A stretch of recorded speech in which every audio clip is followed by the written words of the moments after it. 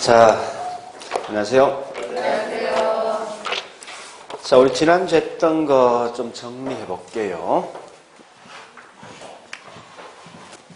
일단 정책에서, 그러니까 정책과 투자를 두 개를 동시에 했습니다. 자, 일단 그 앞주에 했던 정책에서는 가장 기본이 이거였어요. 토지 정책에 대해서는 그 앞주에 했던 거예요. 그래서 토지 정책은 중요한 게 첫 번째 이거죠. 정부 개입하는 방식이 있어요. 곧 이게 정책에 대한 수단인데 그게 세 가지 방식이 있죠. 그죠? 직접 개입도 있고 간접 개입도 있고 그 다음에 이용 규제. 그래서 항상 이건 중요한 것은 어떤 예가 어디 속에 포함될까 반드시 아셔야 됩니다. 자, 그리고 두 번째 뭐 있습니까? 공영개발과 그 다음에 토지구역 정리 사업이죠. 이 두 개에 대한 차이는 뭐냐? 결국은 매수 방식과 환제에 대한 차이입니다. 그래서 항상 공영개발 자체가 중요하지 않고 얘는 결국은 매수 방식에는 환제 방식이니까 두 개를 비교하시면 될 거예요. 자, 이게 한 문제라 생각하시면 돼요. 자, 그 다음 두 번째 보니까 정부 시장 개입 필요성. 그러니까 정부 시장 개입 필요성은 제일 중요한 게 뭔가 하면 문제. 그죠? 문제가 있어야 된다는 게 가장 중요한 거예요. 문제. 이 문제는 다시 크게 두 가지 형태로 구분되는 거죠. 첫 번째 뭐 있습니까? 시장 실패 수정이 있을 것이고 또 뭐 있습니까? 사회적 목표가 있다죠. 그래서 어떤 예가 어디 속에 포함될지 반드시 판단하셔야 됩니다. 자, 그 다음에 세 번째 보니까 그 중에 특히 시장 실패 중에 중요한 게 두 개 있어요. 공공재란 게 있고 그 다음에 외부 효과란 게 분명히 있을 것 같아요. 물론 훨씬 더 중요한 게 뭐냐? 외부 효과입니다. 자, 일단 공공재는 딱 두 개 마시면 되죠. 자, 첫 번째 성격, 즉 비경합, 비배제입니다. 또한 두 번째 뭐인가 하면 과소 생산되어진다 이런 개념 아시고요. 특히 이제 외부 효과란 말이 가장 중요한 거 아닙니까? 그죠? 외부 경제, 외부 불경제죠. 이렇게 크게 두 가지 구분되는데 이때 항상 포인트는 뭐냐? 편익과 비용에서 사회하고 사적 중에 누가 더 클 것인가 마시면 돼요. 그래서 항상 외부 경제는 사회적 편익이 더 큰 거예요. 외부 불경제는 뭐 있습니까? 사적 편익이 더 크다 보시면 되겠습니다. 그래서 항상 생각이 반대예요. 얘는 외부 경제는 과소생산, 얘는 과대생산입니다. 그래서 불경제를 해결할 수 있는 가장 대표적인 예가 뭐 있냐 보니까 이게 지역 지구재가 있더라는 겁니다. 그래서 지역 지구재 궁극적 목적이 뭔가 하면 외부 불경제를 제거할 목적을 생각하시면 될 거예요. 그래서 여기에 우리 지난주에 했던 거예요. 여기까지가. 그 다음에 이제 지난주에 했던 게 뭐냐 보니까 공공임대, 즉 임대주택 정책.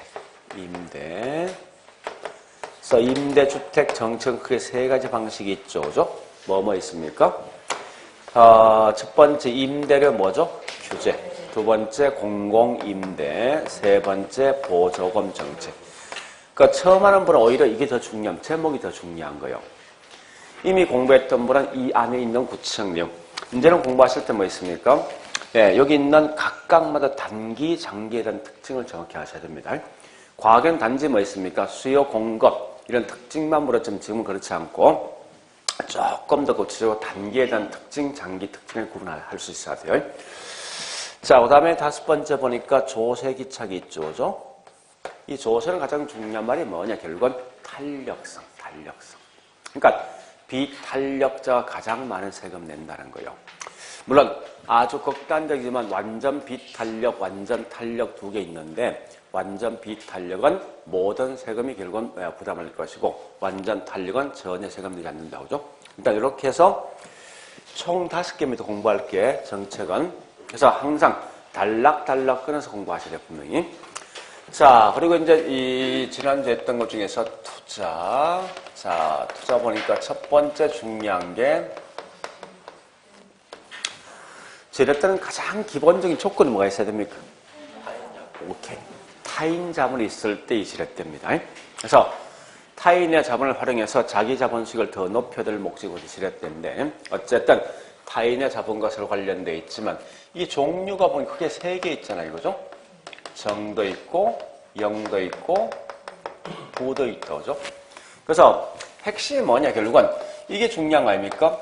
지분 수익 즉 이렇게 되는 거죠. 이렇게 하는 경우 아닙니까? 그죠? 밑에 저당 총자본 수익 지분 수익 있는 거예요.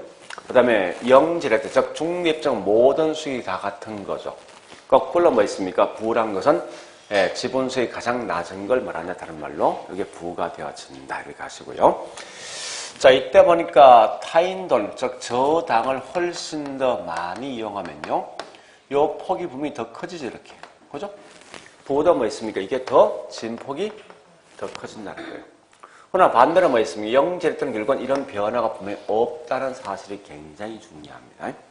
그래 하시고 두 번째 보니까요 투자 위험과 관련된 말이 있어요. 그러니까 결국은 위험이란 말 뜻은 뭔가 하면 실제 수익과 예상되는 수익이 달라지는 정도를 말한답니다. 이때 보니까 위험을 측정해주는 가장 대표적인 예가 뭐 있냐 결국은 표준 편차 또는 뭐 있습니까? 분산이라는 게 있어요.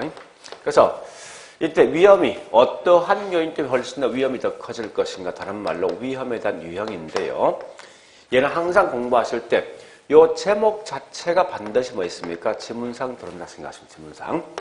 다만 조심할 건 유동성 위험과 그 다음에 금융상 위험 이런 건 좀 이제 정리하셔야 되죠.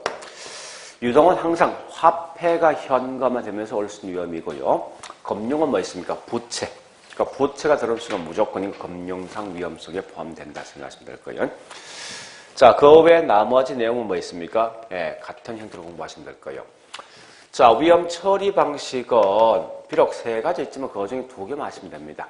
보수적 예측 방식과 위험 조정 할인율. 그러니까 지금 하고 있는 보수란 것은 결국은 수익은 가능한 낮게, 비용은 가능한 뭐요? 이렇게 하는 방식이죠. 거꾸로 보니까 위험 조정 할인율. 그리고 할인율 같은 말이 뭐냐? 수익률. 이 말은 뭐예요? 위험을 조정한 후에 수익률이거든. 그래서 위험 조정 할인율 같은 말이 뭐냐? 요구 수익률. 그렇게 하시면 돼요. 그래서 얘는 중요한 건 투자 대상의 위험이 커지면 결국은 뭐 있습니까? 요구 수익률. 즉 할인율도 동시에 뭐 한다? 커진다. 이런 게 문제에 대한 키워드죠. 자, 일단 위험 관리 내용은 쭉 보시고요. 그 다음 3번째 했던 게 뭐냐? 수익률인데, 그럼 이건 시험 나오기 딱 정해진 거 아닙니까? 지문 딱 이 5개 만들 수 있어요, 금방. 자, 첫 번째 거 묻는 거야. 실현 수익과 기대 수익. 실현 수익과 요구 수익을 묻는 순간 다 틀린 질문이다. 왜? 성립 안 되는 질문이니까. 두 번째, 항상 이겁니다. 꼭 기억할 건 뭐냐? 우리 항상 수요가 있으면 무조건 뒤에 자동 공급 따라옵니다. 그러니까 수요 공급 항상 둘 다 쌍둥이라고. 마찬가지요. 기대 수익이 있으면 무조건 자동 못 따라와야 돼. 항상 같이 쓰는 항상. 기대 수익 같은 말이 뭐냐? 이 건물 안에서 나올 수 있는 수익이다 보니까 다른 말로 내부 수익을 오늘 하겠지만. 자, 그래서 항상 누가 더 커야 되냐? 기대 수익이죠. 자, 똑같은 뭐 이렇게 맥락에서 뭐 있습니까? 시장 가치와 투자 가치에서 커야 되죠. 이렇게 묻는 한계란 말이에요. 그러니까 둘 중에 누가 더 클 때 투자할 것을 묻는 거. 3번째 이거 묻는 거 아닙니까? 좋다.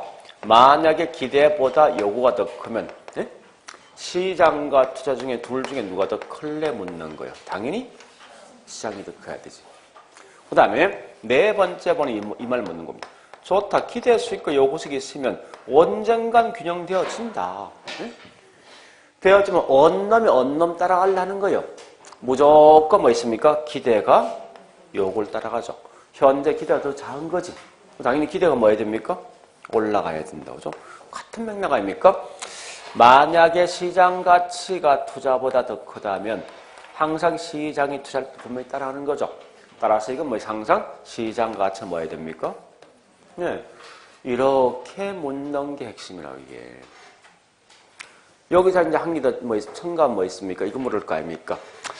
투자 가치는 반드시 투자자마다 달할 수 있는 수익의 차이가 있다 보니까 투자 가치와 요구 수익은 주관적 수익, 주관적 가치더라.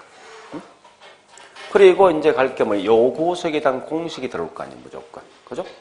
그래서 우리가 알고 있는 요구 수익 공식은 은행 금리에다가 뭐 포함됩니까? 위험이 포함되어진다. 이때 훨씬 더 중요한 것은 위험이 더 중요한 거죠. 그래서 항상 묻는 게 위험이 커지면 부동산 가치는요? 같이 떨어지지.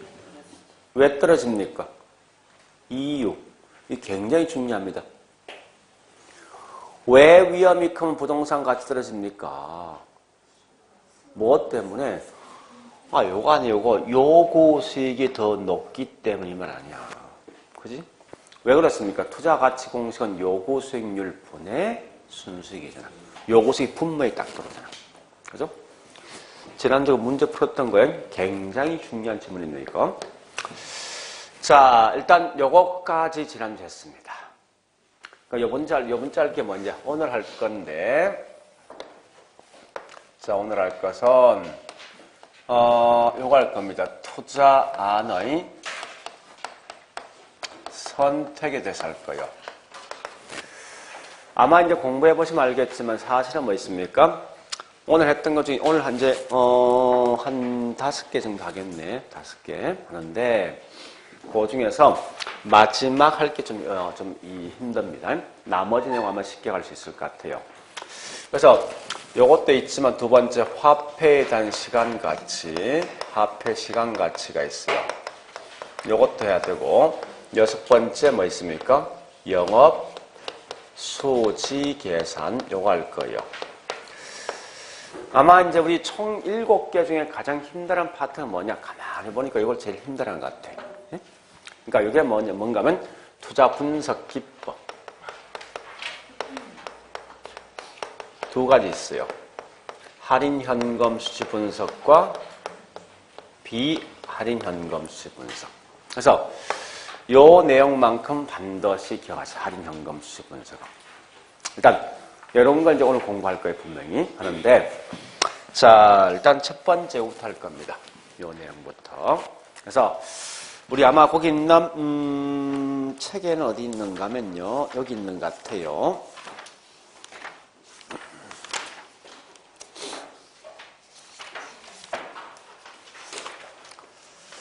자, 일단 책은요, 277페이지 펴놓으시고요.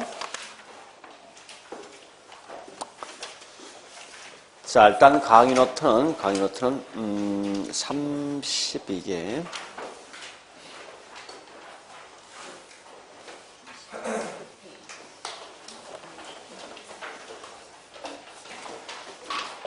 예, 35페이지.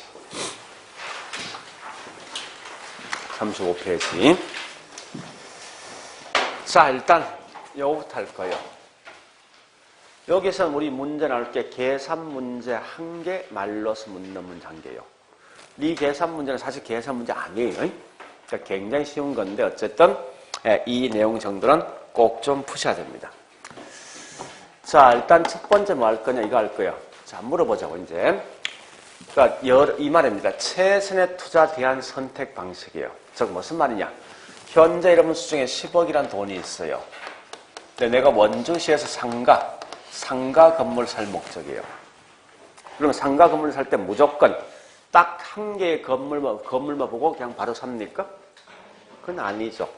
보니까 여러 개 건물, A 건물, B 건물 등등 여러 개 건물을 분명히 보고 그 중에 가장 좋은 걸 선택하기 되죠. 그러니까 지금 하고 있는 게 이거예요. 어떤 거 선택할래 묻는 거예요. 그러면 가장 중요한 게 뭐를 먼저 파악해야 됩니까? 응? 수익이 중요하죠. 이때 수익은 이미 나왔던 수익이 중요합니까? 장래 예상되는 수익이 중요합니까? 예상되는 수익을 비율로 표시한 게 무슨 수익률? 예상. 기대 수익이지. 그러니까 제일 먼저 할 게 각각의 투자 대상마다 기대 수익을 먼저 구한다면 이렇게. 하는데 일단 두 개만 있다 가정하죠. 자, 일단 요 값을 먼저 구해야 될 것 같아. 좀 더 구해보겠지만 이 구하는 문제 보통 시험 나오거든요. 이 구하는 문제 보니까 21, 23, 24회 해서 최근에 그래 나왔어요. 굉장히 쉬운 건데 일단 봐볼게요. 얘가 12%예요. 얘가 10%입니다. 그럼 어느 거 선택하겠습니까? 당연히 A를 선택하겠죠. 그런데 요 건물은 원주역 근처에 있는 채워져 있는 상가 건물이야. 요건 금방 지어진 모텔이야. 금방. 그럼 어느 거 선택하겠습니까? 네? 좀 고민되는 거죠, 그죠? 왜 고민하고 있습니까? 네?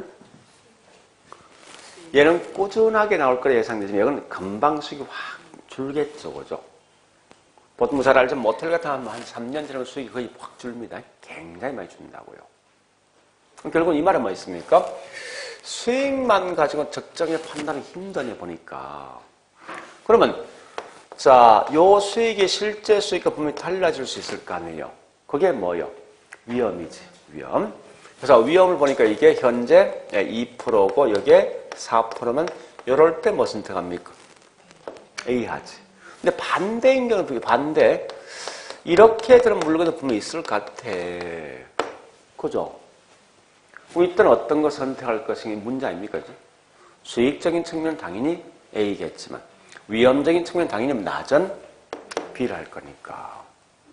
그러니까 이런 거 있을 때 어떻게 선택할 것인가에 대해서 지금 하고 있는 거예요. 요 내용이. 그러니까 쉽게 말하면 이 말입니다. 내가 갖고 있는 돈을 가지고 여러 개 건물 중에 가장 좋은 걸 좀 선택하는 방식이라고. 그러니까 제일 먼저 할 게 요 값을 먼저 구한다는 거예요. 자, 그럼 첫 번째 해보자고, 이제. 일단 순서 흐름을 좀 아셔야 돼요. 그럼 맨 먼저 이거 아셔야 됩니다. 각 투자 대상마다 장래 예상될 수 있는 기대 수익을 먼저 구한다는 거예요. 자, 우리 이런 경우 있죠. 자, 풀어보자고요. 우리 학원 건물이 있죠. 이 학원 건물 살 건데, 중개업자 3명은 찾아갔어. 야, 이 건물 몇 프로 정도 수익이 나오냐 물어보면 전부 다 똑같은 수익 말하겠습니까? 그건 아닐 것 같아, 그죠? 그래서 어떤 사람은 야, 8% 나온다. 누구는 7% 나온다. 누구는 5% 나온다. 이렇게 분명히 달리 말할 거란 말이에요.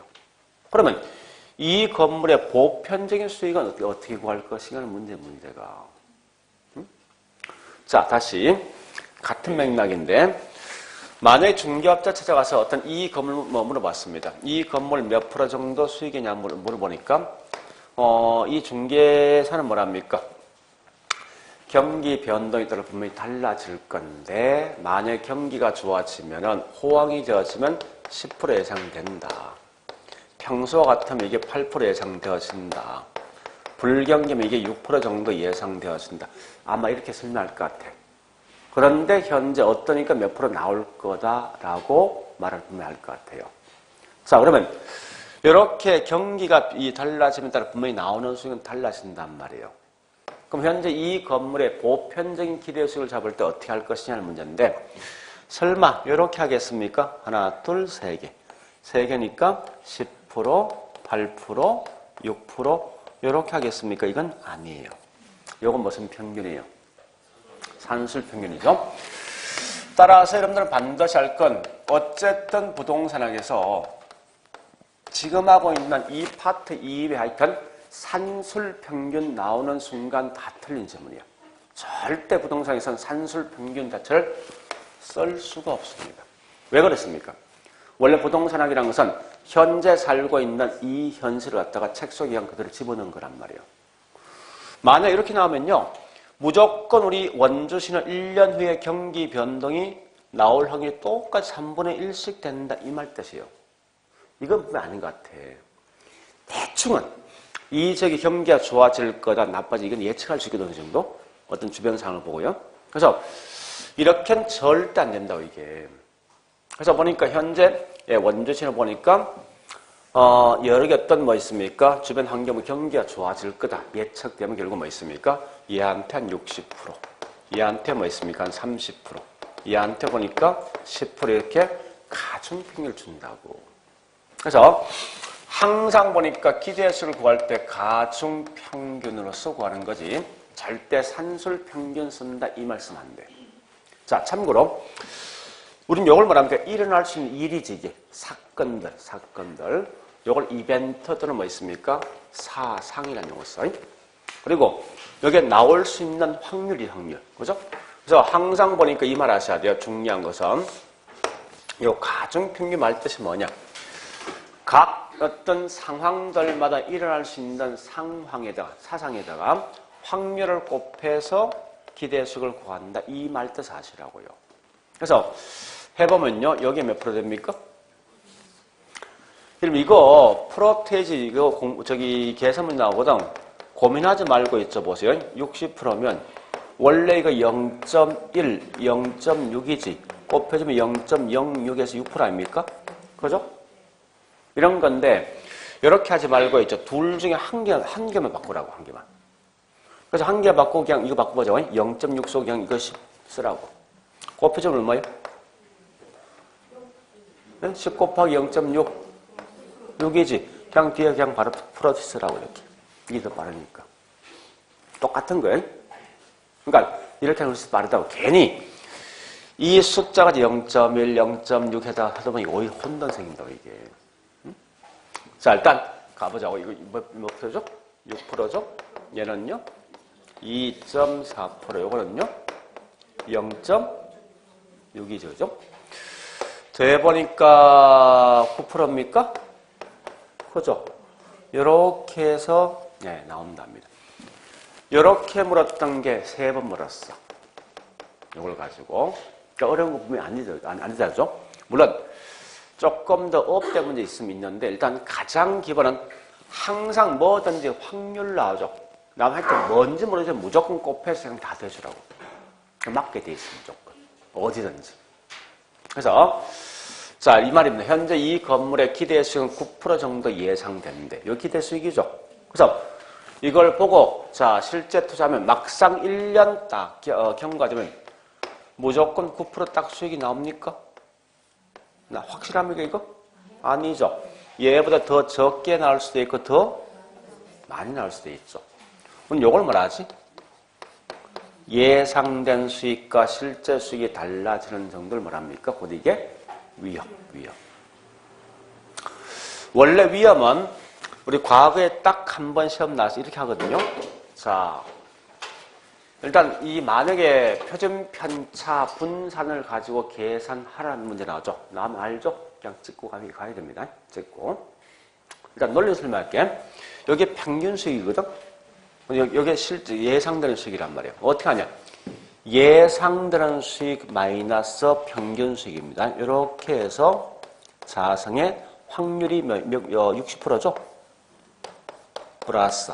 이렇게 한답니다. 예상되는 수익에다가 평균 수익에다가 자성의 여기에 나올 확률이 30%.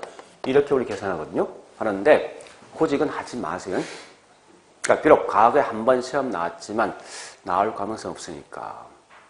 다만 여기 있는 기대 수익만큼은 정확하게 구하셔야 됩니다. 반드시. 다른 건 몰라도. 자, 일단 이렇게 해서 뭐 있습니까? 다른 말로 기대 수익과 위험을 구했다. 그죠? 요가 구했다는 건 이제 각각 부동산마다 자, 해보니까 그 결과 만약 이렇게 나왔다 해보죠. 이제 값 같은 경우, 월 같은 경우요. 현재 A란 투자 대상과 B가 있는데 각 투자 대상마다 기대 수익률과 그 다음에 분산이 뭐예요? 위험. 그래서 해보니까 이게 10%, 얘가 12%요. 여기 보니까 4%, 여기 2% 나왔습니다. 이렇게 나올 경우도 있을 것이고 반대 거꾸로 월 같은 경우 보니까 월 같은 경우는요. 기대 수익률과 그다음에 분산 같은 말이 곧 이 표준 편차입니다. 그래서 얘가 10%이고 얘가 12%입니다. 그리고 얘가 2%이면서 4% 분명히 이렇게도 분명히 나올 수 있을 것 같아. 그러면 이 중에 어느 걸 선택할 것인가 이게 문제예요, 사실은요. 자, 이때 선택의 방법이 두 개 있습니다. 자, 이 두 개를 이제 기억하셨는데, 첫 번째 뭐냐? 요 말이에요. 평균 분산 결정 원리 또는 평균 분산법 또는 같은 평균 분산 원리라 쓴답니다. 이 방식과 반대로 뭐 있냐? 포트폴리오. 두 개 있어요. 이 두 개에 대한 차이를 여러분들은 정확히 아셔야 됩니다. 다른 건 몰라도. 자, 일단 잠시요. 이 평균이 뭐에 대한 거냐? 보세요. 우리 기대 수익은 뭘 통해 구한다고? 요 평균. 그러니까 평균 같음을 기대 수익. 분산 같음을 뭐요? 위험. 이 말은 결국은 수익과 위험을 통해서 투자 대안 선택하는데, 얘는 단지 뭐 있습니까? 기본 전제가 수익이 높고 위험이 낮은 딱 한 곳에 집중하는 곳에. 집중 투자하는 방식이 뭐냐? 곧 이게 평균 분산 원리예요. 거꾸로 포트폴리오 말 뜻이 뭐예요? 네, 이 말이 뭐예요? 여러 곳에 많은 거요? 네, 여러 곳에 분산 투자하는 방식이죠.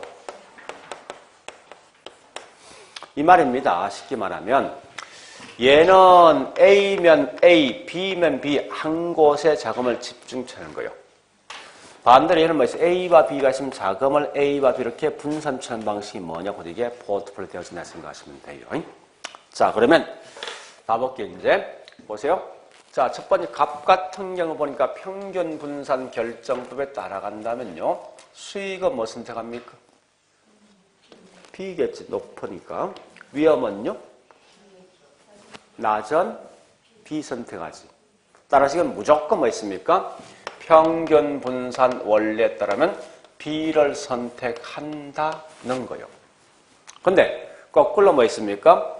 얼 같은 게 보니까 수익은 뭐 선택합니까? B겠지만 위험은요? A지. 따라서 이때 항상 평균 분산 원리는 기본 취지가 수익이 높고 위험이 낮은 한 곳에 투자하는데 수익적인 측면은 B를 하겠지만 위험적인 측면은 A를 하겠다죠. 따라서 이건 결국 뭐 있습니까? 선택을 할 수가 없다라고 해야 돼요. 우리 이걸 말하냐? 다른 말로 평균 분산 원리의 오류다, 오류. 이렇게 말한다는 거예요. 분명히 한 곳에만 투자할 수 있는 이건 한 곳 투자 못하지 않습니까?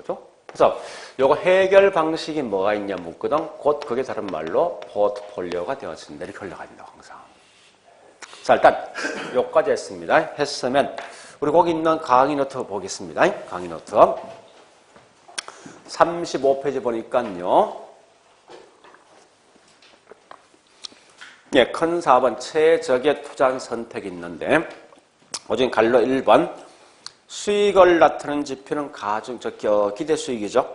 위험을 나타내는 지표는 뭐 있습니까? 분산 또는 표준 편차인데, 자, 그 밑에 문제 있죠. 이렇게 시험 내서 항상 묻는 게 기대 수익이 몇 프로 될 것인가 묻습니다. 그리고 우측에 계산되어 있습니다. 되어 있는데 어쨌든 뭐 있습니까? 기대 수익에다 각각 확률을 곱해서 전부 더해주면 되겠죠. 이렇게 해서 구한다 보시고, 두 번째 동그라미 2번에 있는 위험, 즉 분산한 비를 그렇게 할 수 있지만 이건 굳이 할 필요 없습니다. 자, 그래서 이제 밑에 있는 갈로 2번 가보니까 평균 분산 결정법이 있을 거예요. 자, 동그라미 1번 가보겠습니다. 1번 보니까 이제 선택하셔야 됩니다. 기대 수익적 측면을 뭐 선택합니까? A, B 뭐? B죠. 16%. 분산의 곧 이게 위험적인 측면 낮은 뭐요? B 하겠지. 따라서 이때는 반드시 평균 분산 원리에 따라간다면 A보다 B가 선호되어진다로 쓴답니다. 자, 근데 동그라미 2번 가볼까요? 이제 2번은 수익적인 측면을 뭐 선택합니까? B죠. 분산적 위험은요? A입니다. 무조건 평균 분산 원리는 수익이 높고 위험이 낮은 한 곳만 투자되어 있지만 이때는 뭐 있습니까? 수익적인 측면은 B를 하겠지만 위험은 A를 하다 보니까 그 결과 우리 거기 있는 기억번처럼 평균 분산 원리에 따라 선택할 수 없다. 또는 같은 말 뭐 있습니까? 오류다, 오류. 근데 이 말 대신 디귿번처럼 시험 낼 수도 있습니다. 그러나 투자자가 위험에 대한 태도에 따라 투자 방향은 달라진다. 이 말도 맞는 거예요. 무슨 말인가 하면 우리 잠시요. 우리 투자자의 어떤 태도가 있어요. 태도가 두 개 있습니다. 물론 위험 혐오적과 위험 선호형이 있어요. 위험 혐오는 뭘 강조합니까? 수익이 높은 걸 강조합니까? 위험이 낮은 걸 강조합니까? 위험 혐오. 싫어한다. 근데 수익이 높은 거, 위험이 낮은 거. 응? 어떤 거요? 나중에 할 건 한번 들어보세요. 이런 겁니다. 위험 혐오는 그러니까 무조건 위험이 낮게 해서 수익이 낮은 걸 선택하는 게 아니에요. 그게 아니라 동일한 기대 수익이 있을 때 위험이 낮은 걸 선택한다는 거예요. 응? 동일한 수익이 있을 때. 응? 위험 뭐 있습니까? 선호는 뭐 있습니까? 이 말입니다. 더 높은 수익을 얻기 위해서 더 많은 위험을 감당하는 거예요. 됐죠? 근데 위험 혐오는 다시 그 두 개에 있어요. 보수적 투자자가 있고 공격적이. 공격은 얘는 무조건 위험 필요 없어. 오직 뭐 수익만 쫓아가는 거예요. 그러면 현재 우리 거기 있는 동그라미 2번처럼 봤을 때 공격적인 투자자라면 뭐 당연히 뭐 A를 선택하면 B를 합니까? B하지. 이를 봤을 때 그 말이에요. 투자자가 위험에 대한 태도에 따라서 투자 방향은 달라진다 해도 이 말은 맞는 말입니다. 그걸 좀 기억하시라고요. 자, 그러면요. 자, 여보세요. 이제 이때 뭐 있습니까? 이거 해결 못했잖아. 그러니까 해결 방식이 뭐 있어요? 포트폴리오죠? 지금부터 포트폴리오 넘어갑니다. 가장 중요한 건 이걸 왜 할 것인가 목적하고 있죠? 자, 여기 있는 상관계수. 요 두 개만 정확히 하시면 돼요. 다른 건 알 필요 없습니다. 자, 지금 하고 있는 포트폴리오 목적이 뭐냐 이 말입니다. 자, 여러 개를 갖다 뭐 있습니까? 분산 투자함에 따라서 결론이 뭐냐? 안정된 결합 편익을 얻을 목적이 뭐냐? 요게 다른 말로 분산 투자의 궁극적 목적이에요. 그중에 이 안정된 결합 편익 중에 중요한 게 뭐냐? 결국은 위험을 갖다가 제거 또는 뭐 있습니까? 감소시킬 목적이 궁극적 목적이에요. 그래서 가장 중요한 말이 뭐냐? 이 말이 가장 중요합니다. 어쨌든. 그러면 자, 잠시 물론 제가 좀 이따 우리 책을 통해 보겠지만요. 위험이라는 것은 총 위험은 크게 두 개 있습니다. 두 개가 뭐냐? 첫 번째 체계적 위험이 있을 것이고 두 번째 비체계적 위험이 있어요. 이 두 개가 분명히 있다는 거예요. 근데 재밌는 건요. 요 제목이 우리 과거에 시험에 4번 나왔어. 4번. 요거 가지고 이거 나오면 한 4번 나왔거든요. 나왔는데 4번 다 여기 답이야. 그러니까 이 말은 역으로 말하면요. 어쨌든 하여튼 문제 풀다가 시간적 여유가 없죠. 이거 보이지 그냥 찍으시라고. 이게 훨씬 효과적이야. 그러니까 이게 왜 그런가 해보니까요. 한 개는 피할 수 있는 거, 한 개는 피할 수 없는 위험인데 왠지 느낌상 요 B라는 게 참 머리 아프단 말이에요. 이게. 안 된다는 느낌 자꾸 갖고 있어 사람들이. 그래서 마치 이게 피할 수 없다는 생각이 꽤 많단 말이에요. 이게. 근데 지금 하고 있는 부동산학은 어차피 원서를 그냥 그대로 번역한 번역서란 말이에요. 그러니까 우리 말로 보는데 그대로 번역하셔야 돼. 이 말이에요. 체계적으로 분석했어? 근데 내가 피본 거야. 손해본 거야. 얘는 체계적으로 분석을 하지 못했기 때문에 내가 손해본 거예요. 그럼 얘는 아무리 분석을 잘해도 피할 수가? 그게 좀 중요한 거예요. 그러니까 중요한 말은 항상 체계적 위험은 분석을 체계적으로 분석했지만 내가 손해봤기 때문에 이건 분석을 잘해도 절대 피할 수 없는 위험을 가지고 뭐라냐 다른 말로 이게 체계고 비체계는 뭐 있습니까? 내가 분석을 잘못했기 때문에 올 수 있는 위험이죠.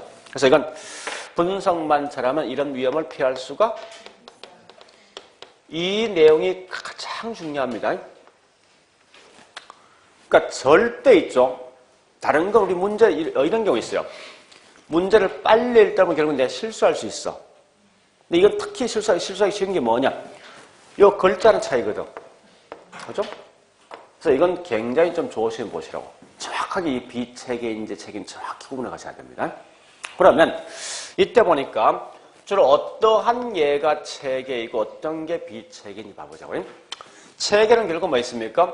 시장에서 야기될 수 있는 모든 위험을 전부 다 체계랍니다. 거꾸로 비체계는 개별 부동산마다 갖고 있는 그런 위험인데 어쨌든 다른 거 다 필요 없습니다. 설명이 쭉 들어올 거예요. 그러면 들어왔을 때 요 말 가지고 모든 걸 판단하시라고. 그러니까 시장 나무 전부 다 이건 체계이고 거꾸로 개별 나왔을 땐 비체계입니다. 그렇게 하시면 돼요. 자, 즉 무슨 말이냐 이런 거요. 보세요. 우리 현재 원주시가 보면 부동산 경기에 상당히 침체돼 있어. 특히 상가 건물이 돼 있으면 우리 학원 건물과 옆에 있는 건물이 두 개 있으면 내 것만 손해보고 옆에 건물을 손해 안 봅니까? 똑같이 보는 거지. 이와 같이 시장에서 올 수 있는 모든 위험을 공이 영향받을 수 있는 게 뭐냐고 이게 다른 말로 체계. 근데 B체계는 뭐냐 이 말입니다. 그래서 내가 현재 A 건물과 B 건물을 보고 둘 중에 한 개를 살 거야. 살 건데 가서 확인해 보니까 A는 굉장히 튼튼한 지었어. B는 완전 부실 공사야. 이건 분석마저는 피할 수 있는 거지. 이런 게 뭐냐? 각각의 부동산마다 갖고 있는 그런 위험을 가지고 다른 말로 B체계. 즉 무슨 말인지 다시 해보겠습니다. 요 내용 있죠? 요거 우리 수업 안 했어요? 안 배웠단 말이야. 근데 이 시험 나왔어. 다 똑같은 조건 아닙니까? 그럼 결국은 틀릴 확률이 훨씬 높은 거 아니에요? 그런 게 뭐냐? 그게 체계예요. 근데 지금 수업했죠? 했는데 어떤 분은 맞았어. 어떤 분은 틀렸단 말이에요. 이건 개인의 능력 차이지? 그죠? 그런 게 뭐냐? 다른 말로? 비체계. 이렇게 하시면 돼요. 자, 그러면 이때 보니까요. 요거 제거할 수 있냐? 이게 중요한 거 아니에요. 그래서 얘는 제거할 수가 없지, 그죠? 절대 피할 수 없으니까. 얘는 뭐 있습니까? 분석만 저럼 제거할 수가 있을 거 아니에요. 자, 그러면 요걸 아셔야 돼. 이제 가장 중요한 것은요. 현재 분산 투자의 궁극적 목적이 뭐냐? 요거 시험 나왔던 거예요. 나왔는데 과연 비체계적 위험을 제거할 목적이냐? 아니면 여기다 체계적 위험까지 제거할 수 있느냐 하는 거예요. 이게 우리 과거에 두 번 시험 나온 거예요. 분명히 뭐 있습니까? 반드시 제거하는 것은 여기 있는 체계적 위험만 제거하지 절대 비체계 위험은 제거할 수 없다는 겁니다. 그러니까 우리 과거에 이렇게 시험 나왔거든요. 포트폴리오 궁극적 목적은 비체계적 위험뿐만 아니라 체계적 위험까지 제거할 목적이다 시험 나왔다고. 그렇게 시험 나온 거예요. 그러니까 절대 나오거든. 이 말 꼭 구분하셔야 돼. 이 자체도 굉장히 중요합니다. 그래서 이렇게 좀 구분하시고요. 자, 그러면 이 말입니다. 좋다. 왜 하느냐? 위험 제거할 목적이다. 어떤 위험이냐? 비체계. 어떻게 하면 훨씬 더 많은 위험 제거할 수 있을 것인가? 요 방법을 찾아봐야 되죠. 그 방법을 찾아본 게 뭐냐? 곧 그게 상관계수. 우리가 알고 있는 상관계수는요. 자, 요 의미를 먼저 기억하셔야 돼. 연관성, 유관성이야. 연관성. 그러니까 책에 있는 걸 자꾸 아무거나 생각하지 말고 생각해 보자고. 자, 분필하고 집값은 연관성이 있어? 없죠. 이런 걸 말하냐? 상관계수를 0이라고. 참고로 보통 계수하면요. 계수값은 0과 1 사이입니다. 일반적 계수는요. 지수도 마찬가지야. 1이 보니까 플러스 1, 마이너스 1일 수 있어, 이게. 기본 전제가. 그래서 0과 1 사이인데 0일수가 뭐 상관성이 없다는 거야. 1에 가까울수록 상관성이 높다는 거예요. 높은데 이게 플러스 쪽이 있고 마이너스 쪽이 있어. 즉 무슨 말이냐? 이런 거예요. 땅값이 올라가면 아파트 분양가는요? 올라가지. 둘이 연관성 있지. 땅값 올라가니까 아파트 분양 올라가죠? 같이 움직이지? 이런 걸 말하는 다른 말로 상관계수 값이 플러스 1 쓴다고. 다시. 아파트 사용연수가 많아지면 집값은? 어쨌든 연관성이 있는 거지. 그러니까 사용연수가 많아질수록 집값 떨어지지. 반대 방향이지. 이런 게 마이너스예요. 쉽게 말해서. 그러니까 상관성이 있는데 같이 움직일래 반대 움직이고 차이가. 그 개념 아셔야 돼요. 자, 그럼 이렇게 다시 보죠. 이제 다시 보겠습니다. 자, 제가 서울에서 있죠. 지하철에서 어떤 물건 팔고 있는 사람인데 내일 아침에 어떤 물건을 팔 것인지 오늘 밤 이제 짐을 꾸리는데 중요한 건 내일 비가 올지 않을지 그건 모르겠어. 사실은. 또 뭐가 있는가 하면 한여름이 된다 할게요. 자, 그럼 결국은 여러분 같으면 갑이라는 사람이 짐을 꾸는 형태하고 두 명이 있는데 어떤 형태를 한번 봐보자고요. 갑은 보니까 우산을 갖다가 50개를 가지고 그다음에 또 뭐 비옷 있죠? 50개씩 이렇게 꾸졌습니다. 꾸리고 얼음 보니까요 우산 50개하고 그다음에 여름이니까 선풍기, 즉 선풍기를 뭐 50개를 가지고 있답니다. 그래서 내일 아침 팔 거야. 어떤 형태를 취하겠습니까? 응? 내일 비가 올지 않을지 그건 모르겠다고. 응? 자, 보세요. 그러니까 비가 오면 어떻게 됩니까? 이건 다 팔리는 거 아니에요. 그죠? 근데 얘는 뭐 있습니까? 얘는 안 팔리겠다죠? 날씨가 좋으면 어떻게 되겠습니까? 이렇게 바뀌겠지. 결국은 값 같은 거 보세요. 수익률 변동이 굉장히 심한 거 아닙니까? 그죠? 어떨 땐 수익이 엄청나게 반대로 수익이 전혀 안 나오는 경우가 있단 말이에요. 근데 얼은 뭐 있습니까? 한쪽이 수익이 많이 난 만큼 그 반대로 적게 났거든요. 얘가 얘를 카바를 좀 시켜준단 말이에요. 이렇게 시켜주면 결국은 얘는 수익이 안정돼 있는 수익이 분명히 나올 거란 말이에요. 그죠? 보면 이런 행동을 취하겠죠. 그럼 결국은 이와 같이 수익률이 같은 방향 움직인다. 이게 뭐냐? 상관계수 값이 플러스 1을 쓴다고요. 반대 급부는 뭐 있습니까? 이와 같이 반대 방향 움직인다. 이게 마이너스 1 된답니다. 가만히 보니까 훨씬 좋은 게 상관계수가 이 값이 마이너스가 훨씬 좋네. 느낌 보니까, 그죠? 자, 그럼 지금부터 여기 있는 플러스 1과 마이너스를 다시 볼게요. 이렇게 한번 예를 들어 보겠습니다. 현재, 이런 포트폴리오 뭐냐? 이게 포트폴리오입니다. 잠시 볼게요. 이 의미를 좀 구분하셔야 될 것 같아요. 왜냐면 이게, 그러니까 사람들 자꾸 포트폴리오 쓰면요, 뭐라 생각하면 자금을 A와 B의 반반 분산 투자하는 생각이 꽤 많거든요. 그건 분명히 아닙니다. 자, 실제 볼게요. 여기 있는 요 을이 있죠? 요걸 해볼게. 자, 을을 보니까 현재 A와 B가 각각에 대한 기대 수익이 10%와 12%가 있어요. 이렇게 있는데, 내가 현재 자금을 A한테 20%, 20대 80으로 자금 투자할 거예요. 이게 분산 투자죠, 자금은. 자, 두 번째는 보니까 A한테 40을 투자하고 B한테 60 투자하겠습니다. 세 번째 보니까 반반씩 이렇게 투자하면 반반씩. 하여튼 이런 형태로 쭉 한다는 거예요. 그 실제 이렇게 하면요. 기대 수익을, 포트폴리오 기대 수익 값을 구할 수 있어요. A는 기대 수익이 얼마예요? 이렇게 해서 전부 다 해준다, 그렇게. 이렇게 다양한 뭐 있습니까? 이 자금을 분산 투자해보면 그 중에 수익이 가장 높고 위험이 가장 낮은 걸 내가 선택할 수 있어요. 그래서 현재 이건 2%죠? 이건 뭐 있습니까? 9.6% 아닙니까? 11.6%지? 얘는 뭐 있습니까? 4%죠? 이건 7.2%, 11.2%죠? 그죠? 얘는 5%, 6%죠? 따라서 이건 11% 아닙니까? 이렇게 있죠. 이렇게 자금을 다양하게 해보면요. 그 중에 가장 높은 수익을 선택할 수 있다고. 위험도 마찬가지. 이게 뭐냐? 이게 분산 투자야. 여기 중요한 사실이 있어요. 따라서 우리가 알고 있는 분산 투자, 즉 포트폴리오 뭐냐? 자금을 균등 분배하는 것 OX. 이 말 절대 쓰면 안 된다는 거예요. 그래서 현재 만약에 이와 같은 방식에서 보니까 위험도 있죠. 위험도. 자, 만약에 위험도 해보니까 이게 기대 수익이죠. 위험도 보니까 이게 2.1%, 2.1%, 2.3이 나왔어. 만약에. 예를 들어서. 그럼 결국은 수익은 이게 가장 좋은 거 아닙니까? 위험은 이게 가장 낮은 거지. 그럼 결국은 이 중에 가장 좋은 방식이 뭐냐? 이 방식이 가장 좋다는. 즉, 이 말은 A한테 자금 20%, B한테 자금 80이 가장 좋다는 방식이에요. 이런 형태라는 게 뭐냐? 이게 다른 말 포트폴리오. 그러니까 그래서 이 말 뜻이 뭐예요? 분산 투자 보니까 안정된 결합 편익이잖아. 결합했잖아. 몰라. 합친 거지?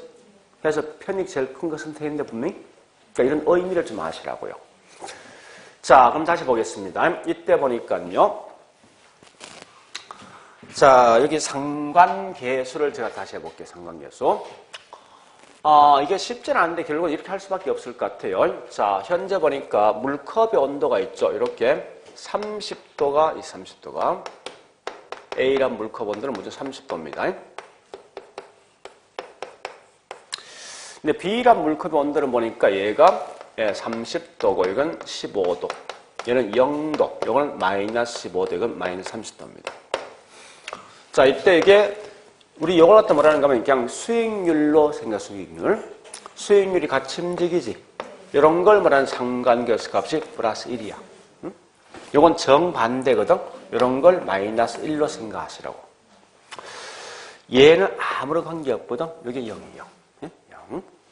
이건 반쯤만 같잖아. 반쯤 같다 0.5인데 같은 방향이잖아. 그래서 이걸 플러스 0.5. 이건 반은 같은데 반대로 반은 같은 거죠? 이렇게 보시면 돼요. 이게 상관계수라 생각하시면 됩니다. 자, 그러면 이 둘 다 이제 결합합니다. 일단 물컵에 있는 물을 갖다 반반씩 섞는다 생각하자고. 그럼 결국은 이때 뭐 있습니까? 상관계수 플러스 1인 경우는 물컵의 온도 얼마죠? 30. 요거는요? 필요 없고 요건 7.5도죠? 요건 0도 나온다고. 그럼 중요한 건 뭐냐 이 말입니다. 이때 위험을 어느 정도 제거했을까 물었을 때 항상 묻고도 있죠. 여기 있는 최초 있는 이 30도수로 비교했을 때 요 차이가 있는 거 있지. 차이가 있는 만큼 결국은 위험이 제거됐다 생각하고. 요 차이 있습니까? 요 차이 있지? 요것만큼 위험이 제거됐다 생각하면 돼요. 얘는 뭐 있습니까? 이만큼 제거된 거지. 얘는 전보다 제거된 거예요.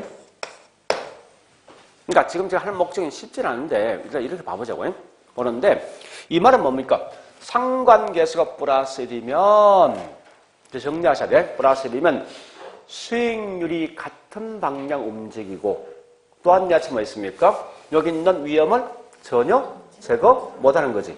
반대급부로 뭐 있습니까? 상관계수가 마이너스 1이면 수익률이 정반대로 움직이기 때문에 이럴 때 뭐 위험을 전부 다 요 말이 굉장히 중요하다고요.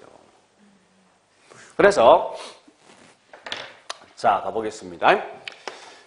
이때 첫 번째 요걸 먼저 아셔야 돼요. 수익률 움직임이 상관계수가 마이너스 1인 것은 항상 반대 방향 움직일 것이고 플러스는 뭐 있습니까?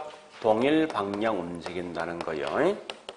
이렇게 하시면서 또한 야채 두 번째 뭐 있습니까? 이때 분산 투자하면요. 분산 투자하면 위험 자체는 뭐 있습니까? 마이너스 1은 완전 제거. 전부 제거할 수 있지만 플러스 1은 전혀 제거 못한다. 이게 제일 중요합니다. 이게. 그러면 자 우리 거기 있는 강의를 더 보니까 요거 설명되어 있죠. 자, 그 다음에 그 밑에 내용 갑니다. 강의 노트에서 뭐를 보는가 하면요. 니언, 디건, 니얼이 있는데 일단 디건, 니얼부터 먼저 정리할 디건, 니얼. 자, 이거 보세요. 이제 디건, 니얼 보세요. 플러스 1은 아니야. 아니고 플러스가 되어진다 하더라도 위험은 제거할 수 있어? 있지? 그죠? 양이 많고 적으면 차이가 있겠지만 플러스 1만 아니고 플러스 0.9, 플러스 0.5가 되어진다 하더라도 어쨌든 위험은 제거 가능하다. 이 말을 기억하시라고.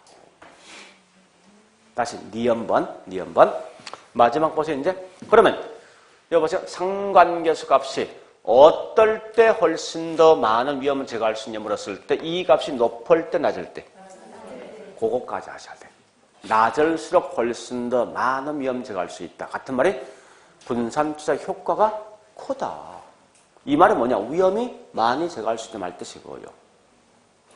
여러분 실제 중요한 것은 요거까지 사실 요거까지 우리 포트폴리오에서 자 그다음 밑에 미연 말입니까? 자 미연 보니까 설명되어 있는데 투자 대상이 많을수록 훨씬 더 많은 위험 제거할 수 있죠. 얘는 중요한 건 이유가 중요합니다. 왜 그러냐 묻거든 반드시 각 투자 대상마다 위험과 수익에 대한 분포도가 절대 그 뒤에 동일하다 이 말씀 안 돼. 위험과 수익의 분포도 보세요. 동일하면 상관계수 값이 얼마야? 플러스 1이지. 플러스 1을 위험 제거할 수 있습니까? 없잖아. 그러니까 절대 동일하다 이 말 대신 다르기 때문에 다양하기 때문에 이런 말은 다 통용되는 거예요. 자, 그런 형태로 내용을 좀 정리해 보시고요. 자, 그 다음에 동그라미 3번 가보겠습니다. 3번 보니까 재산 3분법이 있어요. 자, 우리가 알고 있는 재산 3분법 이 말을 번역해보죠. 내가 갖고 있는 재산 또는 자산을 크게 세 곳에 분산 투자한다 이 말이죠. 그 세 곳에 분산 투자할 대상이 뭐 있습니까? 은행, 주식, 부동산입니다. 그건 큰 의미 갖지 마세요. 다만 조심할 건 이 세 개만 가지고 최신의 투자에 대한 선택할 수 있다 이 말씀은 안 돼. 만약 이 세 가지 최신의 투자에 대한 선택을 할 수 있다 했으면요. 여러분들은 절대 뭐 있습니까? 은행, 주식, 부동산 이외 채권 등은 투자하면 안 돼. 그죠? 그 말은 결국 뭐 있습니까? 이건 분산 투자 일종이지 이것만 가지고 최신의 투자에 대한 선택하는 것은 아니다 이렇게 하시라고요. 자, 그 다음에 4번, 5번 같은 것은 지문상 떠죠? 떠면 무조건 맞는 말. 틀린 지문 낼 수가 없어요. 다만 이 말은 얘들은 뭐 있습니까? 지문 5개를 채우기 위한 어떤 요건이지 이걸 가지고 답을 한 적은 한 번도 없어. 할 수가 없는 문제라고. 그래서 단지 한 번쯤 들어본 적이 있다. 넌 정도만 아시면 돼요. 자, 6번도 부동산도 포트폴리오 가능한데 잠시만요. 물어보자고. 이 분필끼리 분산 투자할 수 있습니까? 한 개 강남이 있어. 한 개는 여기 원주에 있어. 요거 두 개끼리 가능하냐? 분산 투자. 가격. 수익은, 위험은 똑같지. 그러니까 상관계에서 얼마예요? 플러스 1이잖아. 그래서 이걸 분산 투자 안 한다고. 근데 자, 30평 아파트가 있어. 한나라시에 똑같이 만들어졌어. 강남과 원주에. 분산 투자? 할 수? 왜 그렇습니까? 가격이 다르지? 수익 다르지? 위험 다르지? 상관계수 값이 플러스 1 아니지? 그러니까 왜 그러냐? 만약에 이 부동산도 뭐 있습니까? 분필처럼 마음대로 이동할 수 있으면 가격 같을 것 같아. 그죠? 그러니까 이동할 수 없는 부동산 때문에 지역별로 분산 투자할 수 있어. 또한 야채. 원주시에 보니까 우리 호텔과 오피스텔, 상가 건물이 있어요. 세 개 분산 투자할 수 있습니까? 있지. 가격 다르고 위험 다르니까. 이 말은 동일한 지역이지만 용도별로 가능하다는 거예요. 그럼 이걸 어떻게 시험 낼 것이 문제인데요. 자, 우리 오늘 내드린 OX 문제요. 요거부터 문제 할게. 13번 문제부터 합니다. 13번에 15번부터. 그렇게 시험 내, 문제에서. 13번과 15번 같은 거예요. 부동성 때문에 지역별로, 용도 다양성 때문에 용도별로 가능하다 써야 되지. 곤란하다 이 말씀 안 된다고. 앞에 있는 13번 마찬가지예요. 그러니까 항상 되면 그와 같이 시험 내게 돼 있어요. 자, 다시 어디를 보는가 하면요. 3번 문제, 3번. 자, 3번 보니까 평균 분산 원리는 여러 개 투자 대안 중에 동일한 수익 기대치가 있는 경우 편차 같으면 뭐지? 위험이지. 표준 편차 같은 편차예요. 위험이 어떤 거? 작은 쪽. 동일한 위험을 갖고 있을 때 기대 수익이 오케이. 큰 쪽 선택한다. 따라서 이걸 통해서 이제 4번 가야 돼. 4번. 투자한 A가 투자한 B보다 기대 수익은 더 큽니다. 위험도 더 크다면 자, 가면 보니까 수익도 위험도 A가 더 큰 거 아니에요? 그 평균 분산 원리에 따라 투자에 대한 선택할 수가 또는 이 말 대신 뭐 투자에 대한 위험에 대한 태도에 따라 투자 방향은 달라진다 써야지. 그죠? 자, 그 다음에 5번요. 포트폴리오 결과 뭐 있습니까? 쭉 가자고요. 어떤 거 비체계적 위험을 제거할 목적이지 체계적 위험까지 제거할 목적은 아니다 이거죠. 6번 가볼까? 6번 보니까 피할 수 있다는 거지. 뭐 있는 거 비체계. 비체계는 결국은 시장입니까? 개별입니까? 개별 부동산이지. 자, 뒤에 보니까 모든 투자에 영향을 주는 위험이므로 이 모든 부동산이죠. 이건 체계죠. 따라서 얘는 뭐 있습니까? 피할 수 없는 거. 7번 갑니다. 상관계수가 마이너스 1이면 수익률 움직임이 반대 방향 분산성 위험을 완전히 제거할 수가 있지. 플러스 1이면 위험을 전혀 제거할 수가 없다. 8번 상관계수가 플러스만 아니고 플러스 1만 아니고 플러스 값을 가진다 하더라도 분산투자 효과가 있죠. 그죠? 9번 상관계수 어떨 때 분산투자 효과가 크죠? 낮을수록. 그죠? 자, 10번 이렇게 시면 되거든요. 투자 대상, 이거 과거 시험 났던 투자 대상들 간의 수익률이 유산 추세를 보인다. 이 말은 자, 잠시 상관계수 높은 거야, 낮은 거야? 수익률이 유산 추세야. 같은 방향 아니야, 이거? 그지? 같은 방향 위험 제거량이 적겠지. 그죠? 네, 그래 보시고요. 하여튼 그런 형태의 내용을 쭉 공부하시라고요. 되겠죠? 네. 자, 나머지는 개별적 해보시고요. 우리 책도 277페이지부터 이건 쭉 한번 읽어보셔야 됩니다. 쭉. 자, 그래 보시고 좀 쉬었다가 287페이지 하겠습니다.